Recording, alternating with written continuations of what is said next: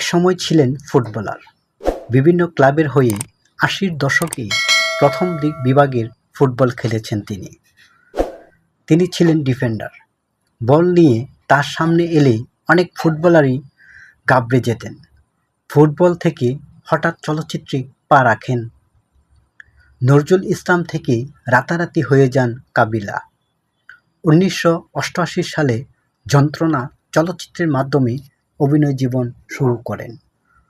প্রথম দিকে তিনি নেতিবাচক চরিত্রে অভিনয় করলে জনপ্রিয়তা অর্জন করলেও পরবর্তীকালে কৌতুক অভিনেতা হিসেবে আরও বেশি জনপ্রিয় হয়ে ওঠেন।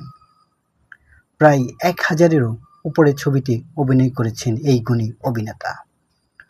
কৌতুক অভিনেতা হিসেবে কাবিলা যখন অভিনয় শুরু করেন তখন তার কণ্ঠে বরিশালের আঞ্চলিক ভাষা ব্যাপক জনপ্রিয়তা পায়।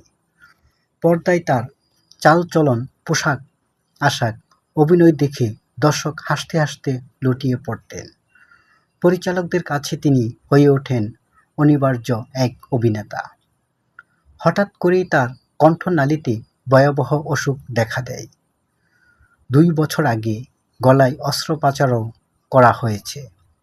কিছুটা সুস্থ হলেও স্বভাবসুলভ স্বরে কথা বলতে পারেন না কাবিলা। সিনেমায় আগের মতো কাজ করেন না। বেছে বেছে পছন্দ হলে টুকটাক অভিনয় করার চেষ্টা করেন। সেই ক্ষেত্রে তার সংলাপ ডাবিং করা হয়।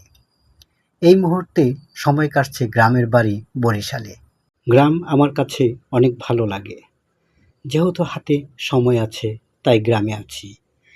খোলামেলা হাওয়া ভালো লাগে। নিয়মিতই ব্যায়াম করছি, নিজেকে ফিট রাখছি।